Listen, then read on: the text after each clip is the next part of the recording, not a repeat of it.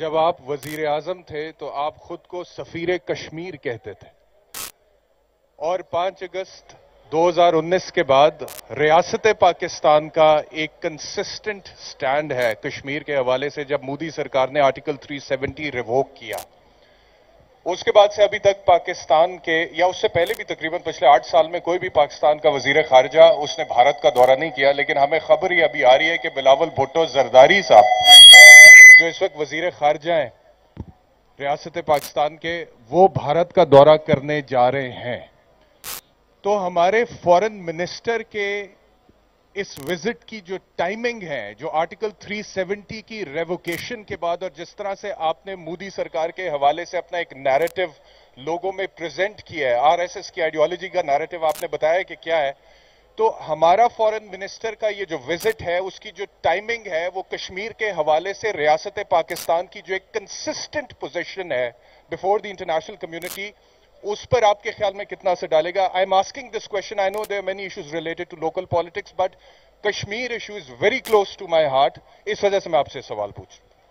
جی دیکھیں احتشام, ایک چیز یاد رکھیں کہ ہر جو قوم ہے نا وہ کسی نظریے پہ بنتی ہے. ہر قوم کا کوئی نظریہ ہوتا ہے, اس کے اوپر پھر وہ فیصلے کرتی ہے کہ کیا یہ میں نظریے کے مطابق اے پلان کروں یا بی کروں یا سی کروں, کیونکہ وہ نظریہ آپ کا روڈ میپ ہوتا ہے. اب پاکستان ایک نظریے کے مطابق ایک ملک بنا تھا, اسلامی فلاحی ریاست. اس میں ہم نے ہندوستان کے مسلمانوں سے ہمارے بڑوں نے وعدہ کیا تھا کہ ہم ایک وہ ملک بنائیں گے جس میں عدل اور انصاف ہوگا, جس میں انسانیت ہوگی, جس کی آزاد فورن پالیسی ہوگی کیونکہ وہ سوورن ہوگا. یہ یاد رکھیں, سوورن پاکستان بنانے کے لیے, نہیں تو ہم انگریز کی بھی غلامی تو کر رہے تھے, ہم نے اس لیے آزادی لی نا. اب یہ جو بلاول کا جو ٹور ہے ہندوستان کا, اس کو میں اب کیسے دیکھتا ہوں؟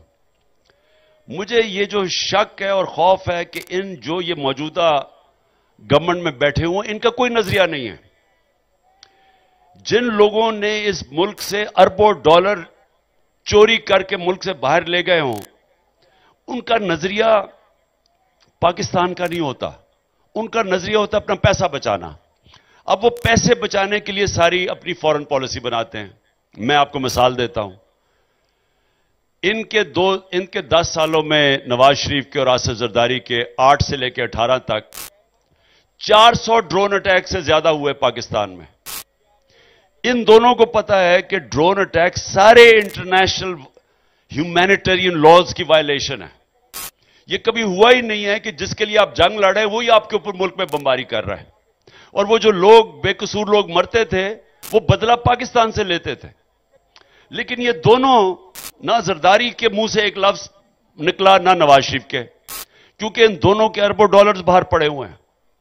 تو ان کی پرائیورٹی پاکستان کے شہریوں کی زندگی نہیں تھی, یا پاکستان کے اوپر جو ہماری سوورنٹی کے اوپر اٹیک ہو رہا تھا, ہماری آزادی کے اوپر, وہ نہیں تھا. ان کی پرائیورٹی تھی ان کا جو 12 اربوں ڈالر چوری کر کے باہر پیسہ بھیجا ہوا ہے, جو یہ بڑے بڑے محلوں میں رہتے ہیں, بڑی بڑی گاڑیاں چلاتے ہیں, بڑی بڑی پراپرٹیز ہیں ان کی. تو وہ جب ان کی پراپرٹیز ان کی پرائیورٹی ہے.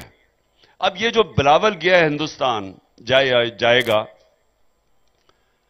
ہم نے کیوں, میں تو ہندوستان ان سب سے بہتر جانتا ہوں. ہندوستان میں مجھے لوگ سب سے, کسی پاکستانی کو شاید اتنا نہیں جانتے جتنا مجھے جانتے ہیں. لیکن میں نے کیوں 5 اگست کے بعد فیصلہ کیا کہ ہم نے سارے تعلقات توڑنے ہیں ہندوستان سے؟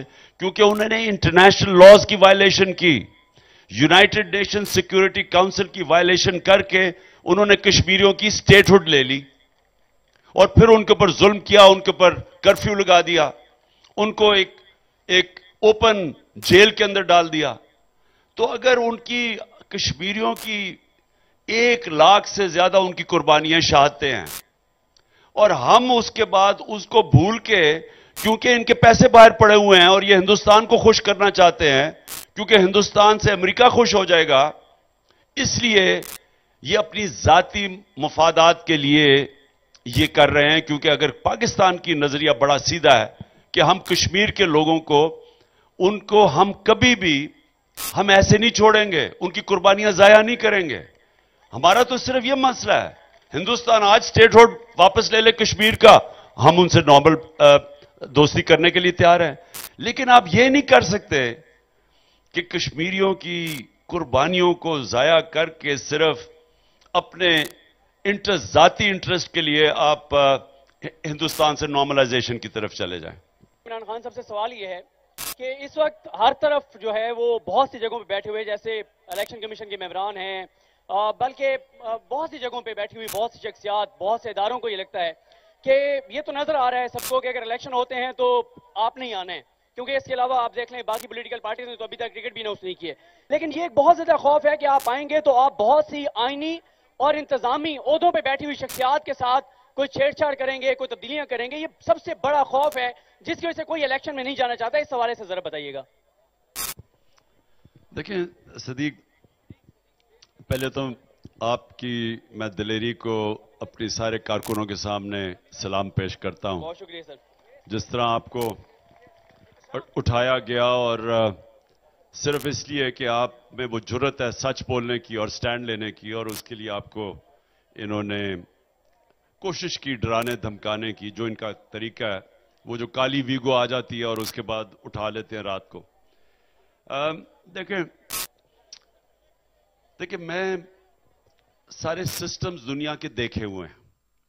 کامیاب سسٹم وہ ہیں جدھر ادارے مضبوط ہیں۔ ادارے تب مضبوط ہوتے ہیں جب اداروں کے اندر میریٹوکریسی ہوتی ہے اور اداروں کے اندر انٹرفیرنس نہیں ہوتی۔ تو یہ بڑی غلط فہمی ہے لوگوں کی کہ جی آ کے تو پتہ نہیں میں کیا کر دوں گا۔ ہم ادارے مضبوط کریں گے، سارے ادارے ہیں، یعنی عدلیہ کا ادارہ ہے، فوج کا ادارہ ہے، بیوروکریسی ہے، پولیس ہے، ان سارے اداروں کو جتنا آپ مضبوط کریں گے اتنا بہتر ملک چلے گا۔ اور یہ غلط فہمی ہے لوگوں کی کہ جی آ کے کوئی عمران خان بڑے بدلے لے گا۔ ہوئے تو بڑے بڑے غلط کام ہیں ہمارے دور میں، جو ایک سال میں ہمارے لوگوں کے اوپر انہوں نے ظلم کیے وہ تو بہت ہے، لیکن میں آج آپ کو واضح کر دوں کہ ہم نے کوئی بدلے نہیں لینے، لیکن ہم نے انصاف قائم کرنا ہے، ہم نے قانون کی بالادستی قائم کرنی ہے، ہم نے رول آف لا قائم کرنا ہے۔ ہم وہ پارٹی ہے جو اپنی ذات کے لیے پالیٹکس نہیں کر رہی۔ ہم نے یہ ملک کو، یہ جو جس دلدل میں پھنس گیا ملک، اس کو نکالنے کے لیے صرف ایک طریقہ ہے کہ پاکستان میں جو میں آپ کو حقیقی آزادی کی بات کرتا ہوں، حقیقی آزادی آتی کیسے ہے؟ جب لوگوں کو انصاف ملتا ہے، جب ان کے جو فنڈامنٹل رائٹس ہیں، بنیادی حقوق کو ان کے انصاف کا نظام اس کی تحفظ کرتا ہے، لوگ آزاد ہو جاتے ہیں۔ تو یہ سب سے زیادہ ضرورت پاکستان میں یہ نہیں بدلے لینے کی، پاکستان میں رول آف لا قائم کرنے کا، قانون سے اوپر کوئی نہ ہو۔ کوئی آ کے ملک چوری کرے اور کیونکہ وہ طاقتور ہے وہ این آر او نہ لے لے، اپنی ساری چوری معاف کروا لے کیونکہ وہ طاقتور ہے۔ یہ سسٹم کے خلاف ہماری جنگ ہے، اور یہی میری تحریک آج سے 27 سال پہلے تھی کہ انصاف کی تحریک مطلب رول آف لا۔ تو ہمارا تو یہ مقصد ہے۔